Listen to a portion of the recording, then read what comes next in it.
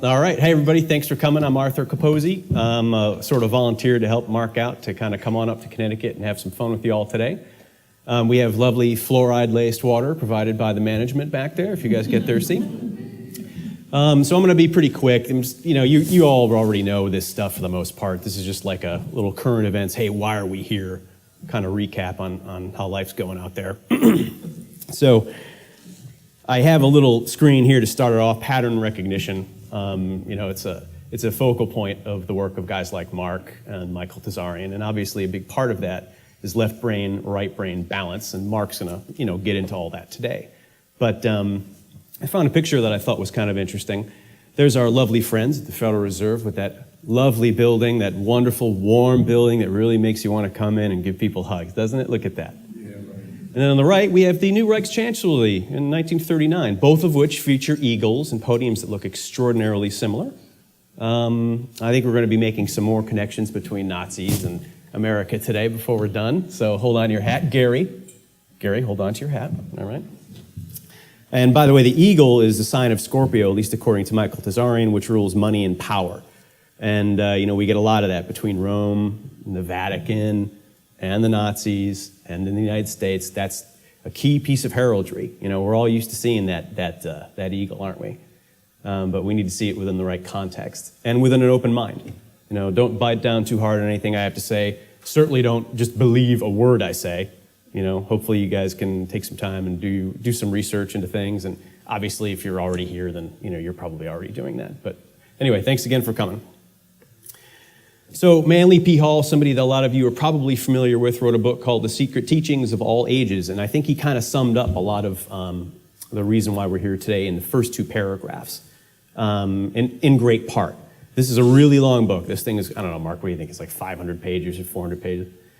And it goes through basically the Freemasonic belief system. And this guy, Manly, is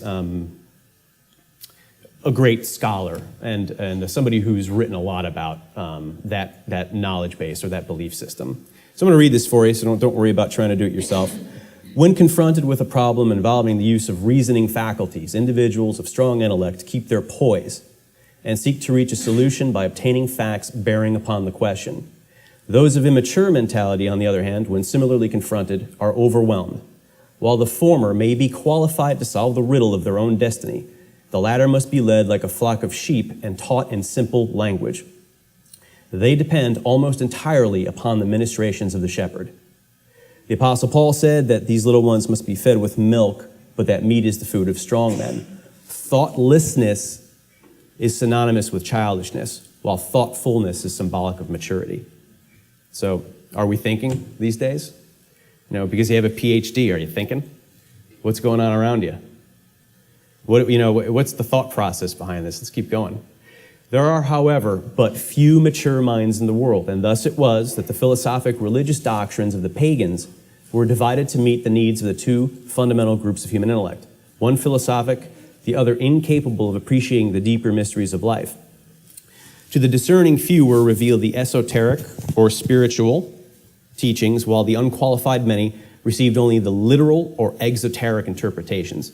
In order to make simple the great truths of nature and the abstract principles of natural law, the vital forces of the universe were personified, becoming the gods and goddesses of the ancient myths, while the ignorant multitudes brought their offerings to the altar of Priapus and Pan, deities representing the procreative energies. The wise recognized in these marble statues only symbolic concretions of great abstract truths. So it seems to be that the prevailing thought process among the Freemasons is that there is going to be an initiated or a high priest class, and then there's going to be everybody else. And I think the question is, what do they know and what could they share with us? And bearing also in mind that this is a concept that goes back, like, as you can tell by the use of language here, thousands of years. So you've got the Bacchic tradition. Give me a couple more, Mark. The Druids. They've all got this structure where you've got the masses, then you've got the initiate, and then you've got the chance to get up to the highest level. But ultimately, that's a pyramid structure, right? Yeah. Now, it doesn't mean it's evil either. Could be good or bad. Matter of fact, under the right circumstances, if there's a big trauma in the society, earthquake, you need to have the most poised people protecting knowledge and truthful propositions.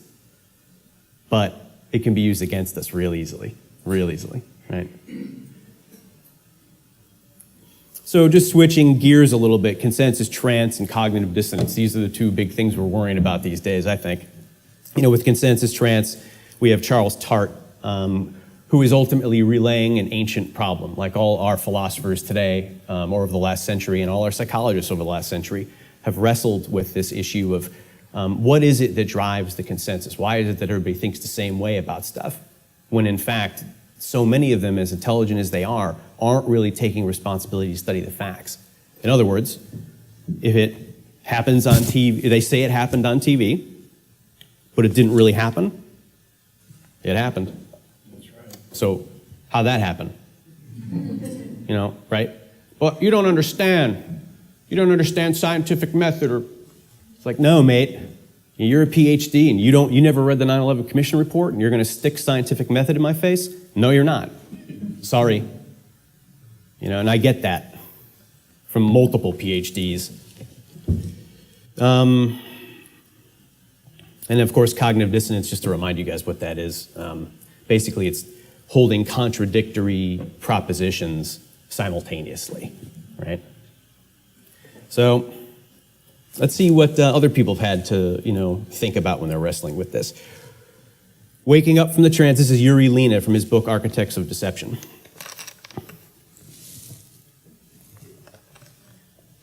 Now, waking up from the trance is a difficult and laborious process. Certain key facts are necessary in order to achieve this, facts which the reader, despite all the lies, can recognize and has the possibility to verify. Here is a classic example from Darwin's journals.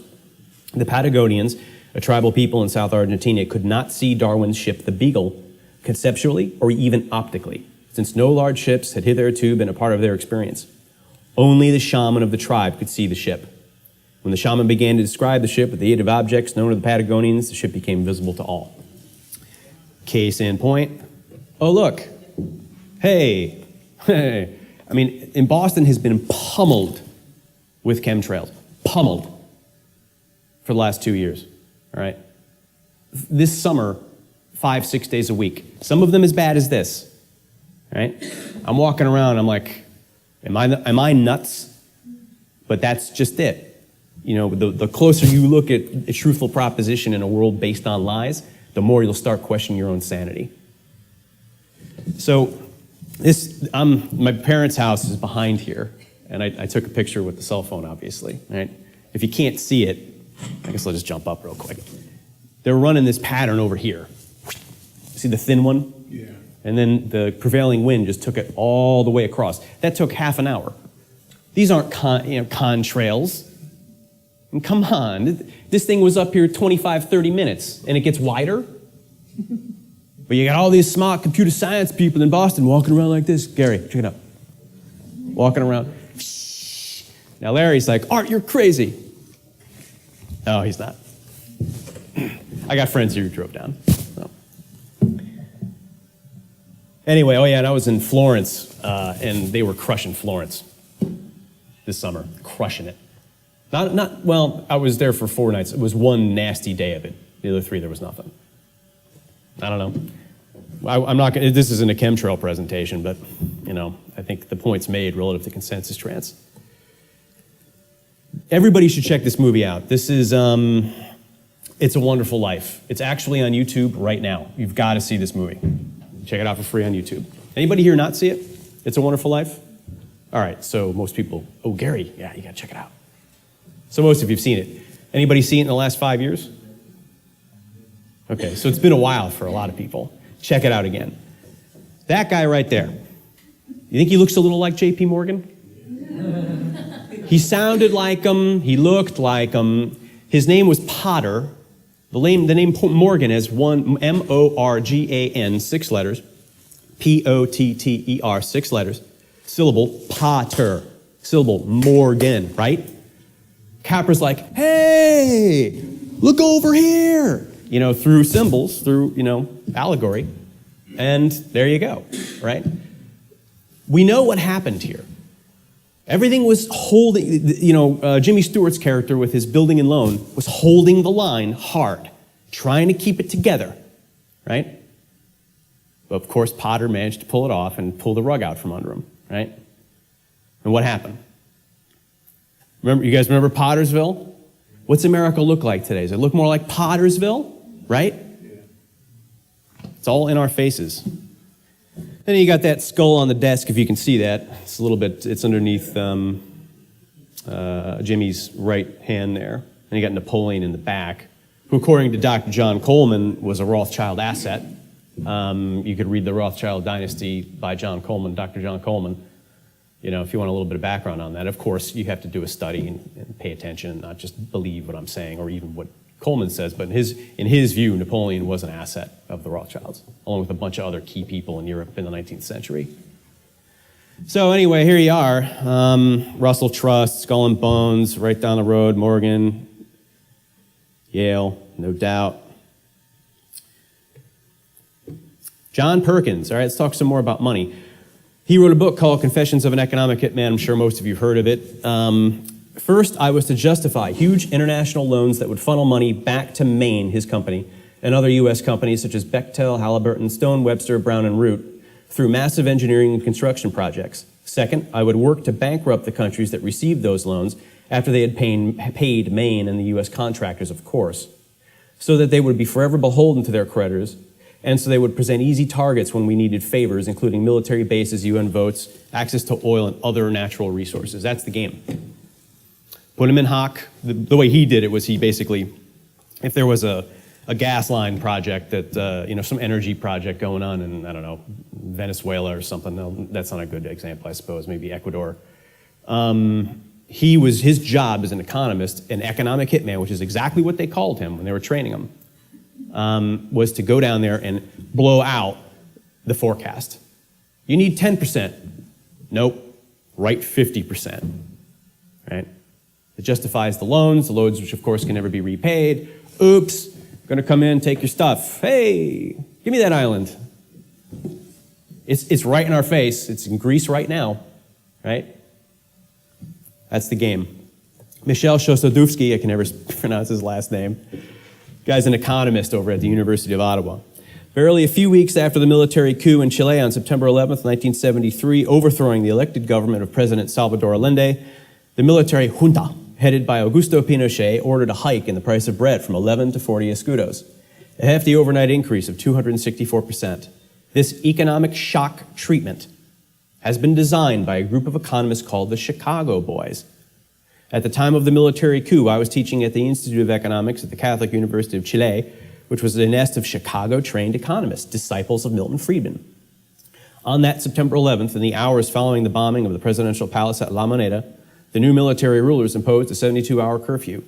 When the university reopened several weeks later, the Chicago Boys were rejoicing. Barely a week later, several of my colleagues at the Institute of Economics were appointed to key positions in the military government. How come more people in academia aren't asking questions about this?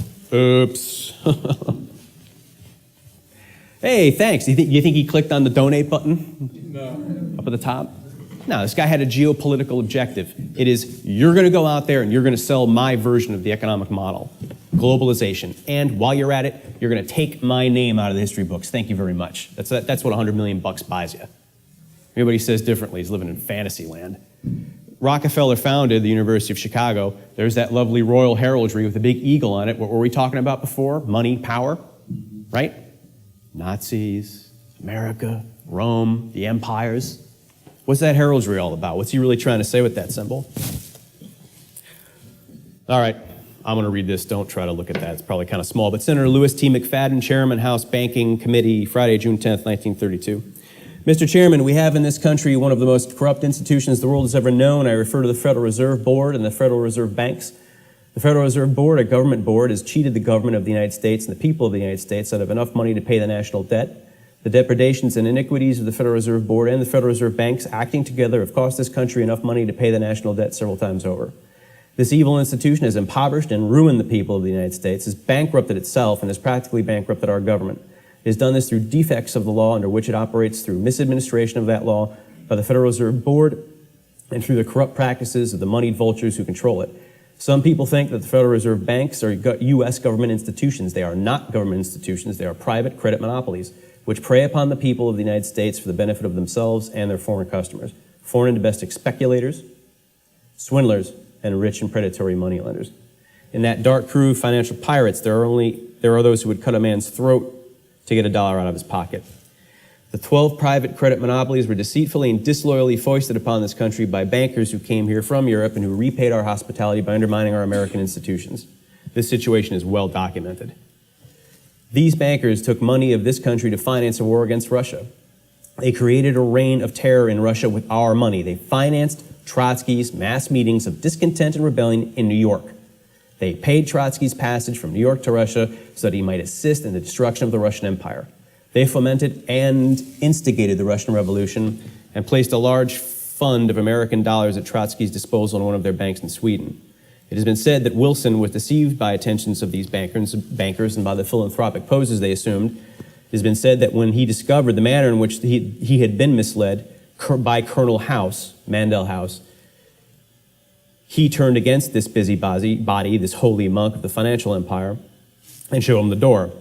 He had the grace to do that. In my opinion, he deserves great credit for it. In 1912, the National Monetary Association, under the chairmanship of the late Senator Nelson Aldrich, he's the grandfather of Nelson Rockefeller, maternal, made a report and presented a vicious bill called the National Reserve Association Bill. This bill is usually spoken of as the Aldrich Bill. He was the tool, but not the accomplice, of the European-born bankers who for nearly 20 years had been scheming to set up a central bank in this country and who in 1912 had spent and were continuing to spend vast sums of money to accomplish their purpose.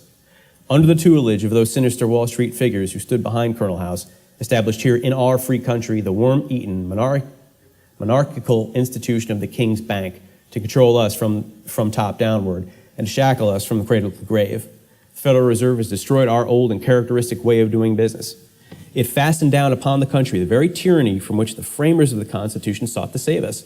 The danger that the country was warned against came upon us and is shown in the long train of horrors attended upon the affairs of the traitorous and dishonest Federal Reserve Board and the Federal Reserve banks.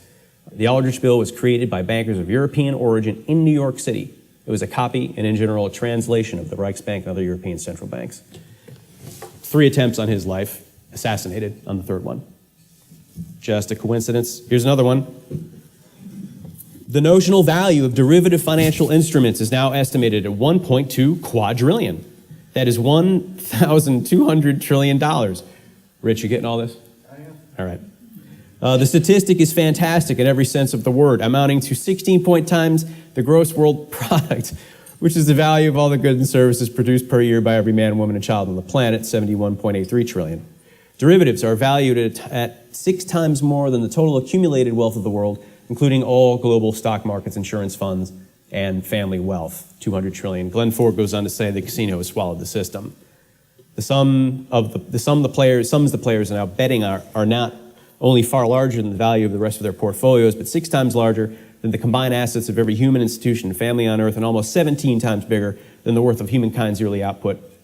Even if the whole planet were offered as collateral, it could not cover Wall Street bets.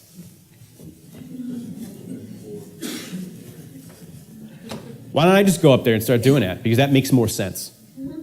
It's total bullshit. Alfred Owen Crozier seemed to have encapsulated it pretty nicely with this cartoon. Sorry, I might know it. 1912. So they were debating this in debating. And what a scam that debate was. What a false debate that debate was. There was the Aldrich Bill and the Federal Reserve Bill, and a couple of the presidents and a couple of the senators are going around saying, oh, the Aldrich Bill is evil. Oh, look at it. It's going to create a central bank, and it's going to put power in the hands of the money vultures. They wrote the Federal Reserve Bill. It's almost the same thing as the Aldrich Bill. What you need is the Federal Reserve Bill. See? Federal, Reserve, total misdirection. It's just, this is chess, not checkers.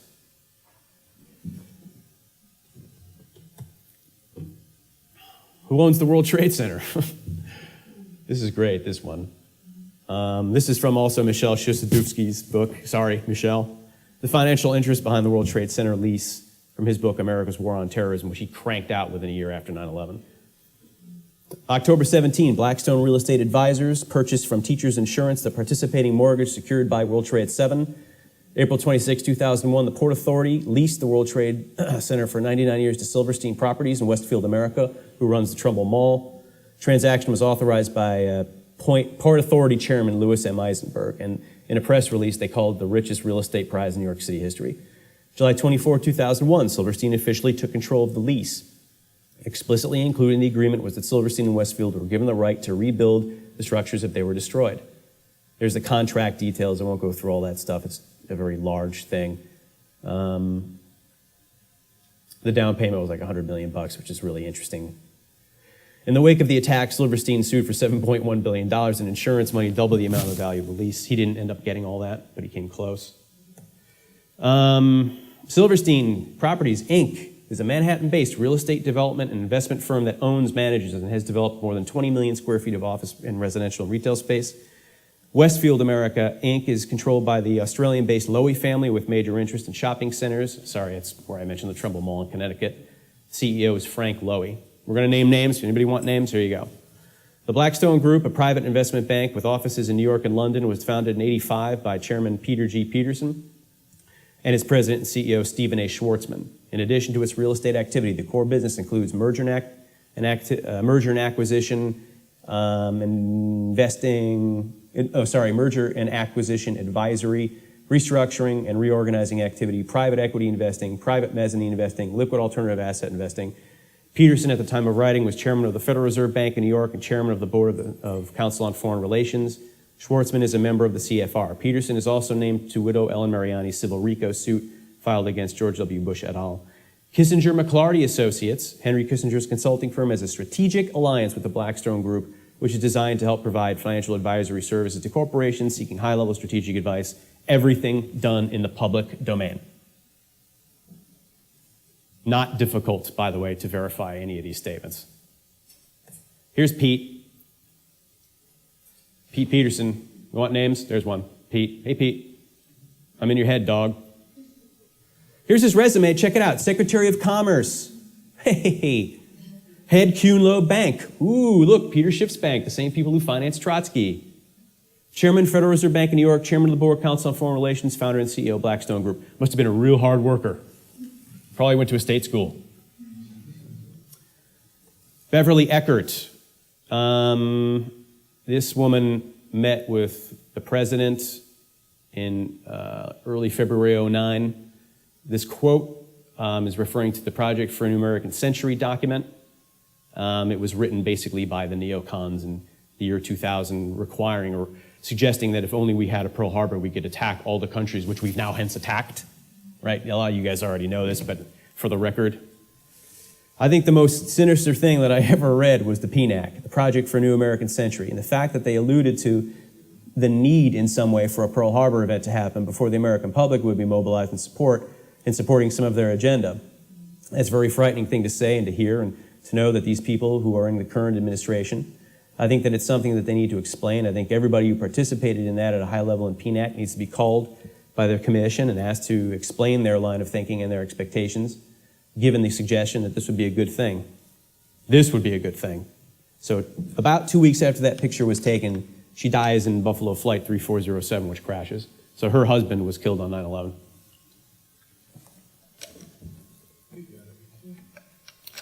Dr. Jose Delgado. This is someone who you really want whispering sweet nothings in your ears in the evenings, ladies. Operated at Yale, New Haven for 20 years, from 1950 to 1970. Sorry, not Yale, New Haven, Yale University. The new knowledge is so important that I think it should radically change the philosophy of our educational system, which believes in the sanctity of individuals. Thinking that an individual exists at birth, this belief is not true. And this science is going to prove the fallacy of democracy in the sense that we talk about the rights of the individual. The democratic belief is not true because we are forming this individual, because we are constructing his brain. We are willy-nilly making differences we either desire or dislike. Delgado, in a research paper quoted by the great Jim Keith. Everybody check out the book Mass Control.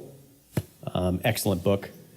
So he's financed by the Office of Naval Intelligence.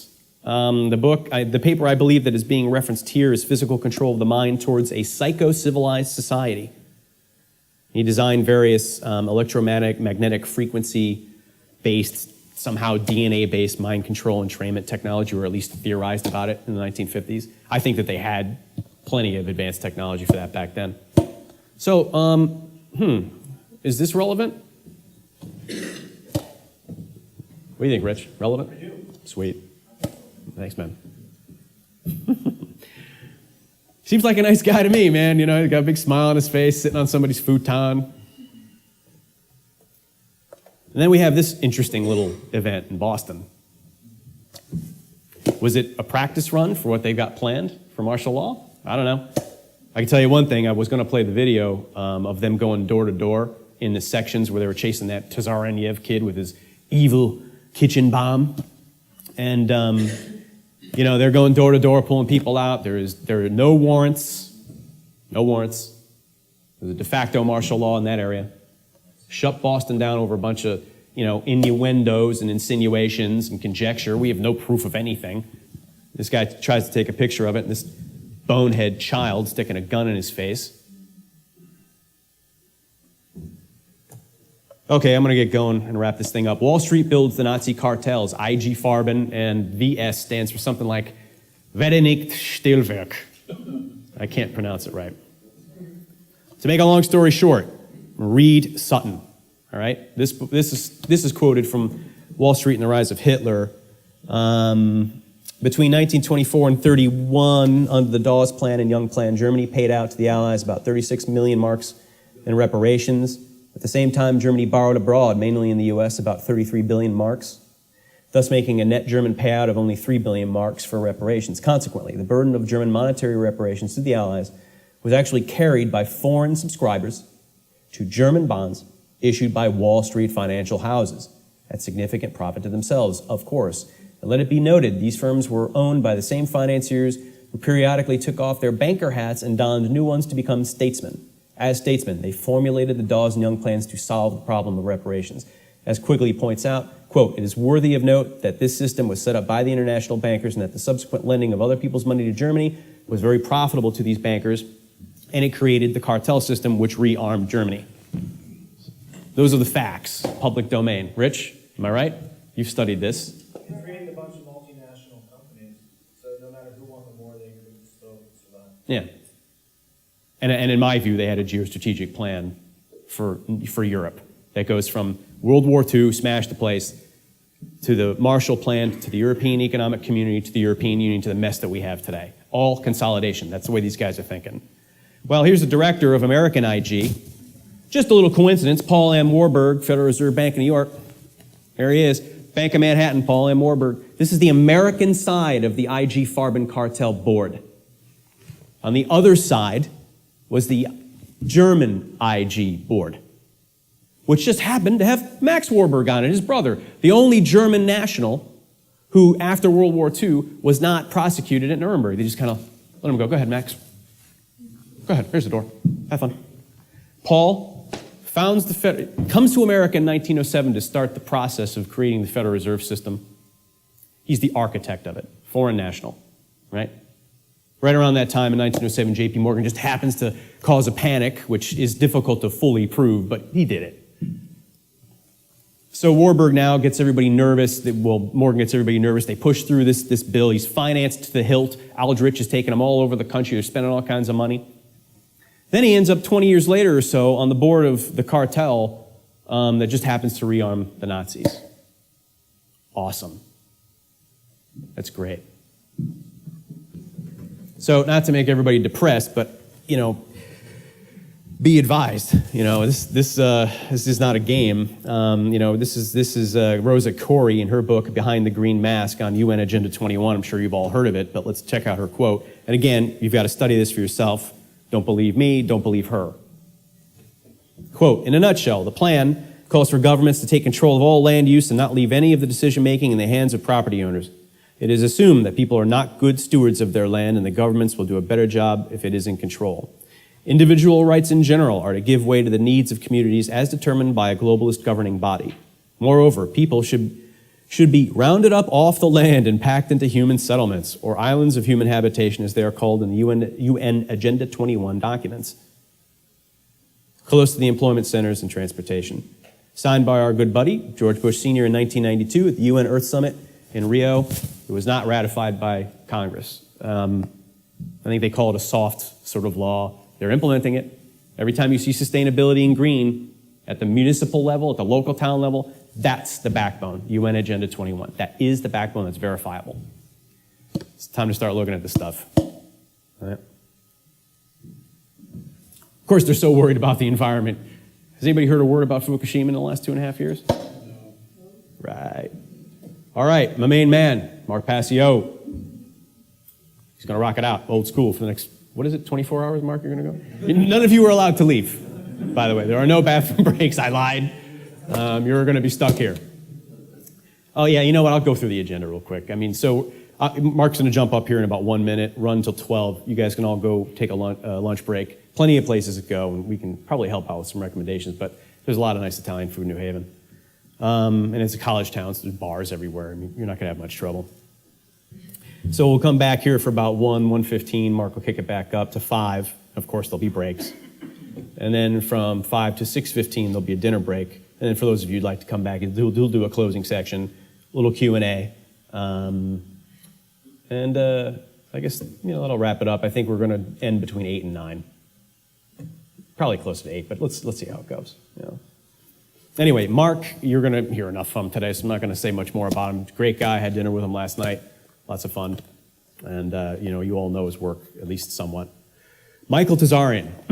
This man is an animal. Animal. Mark, as brilliant as he is, it's like, oh, even bigger. Even Mark will tell you, the guy's an animal. If you want to understand the most important questions that he'll help you answer, basically, are this. The psychological root of the war on consciousness and what it is about us. Psychological background. What it is about us that creates this relationship between master and slave, and why it is that we seem to need it and create it on our own. That's what Michael Tazarian's all about. If anybody here, how many people here know Michael's work? Okay, so about half of you haven't. All right, cool. So the other half can jump in on that. Go to his website. He's got like 400,000 hours of stuff that you can parse through. So it'll require an attention span, but he's also got some nice short 1-hour presentations on YouTube, so check him out. All right. Thank you very much.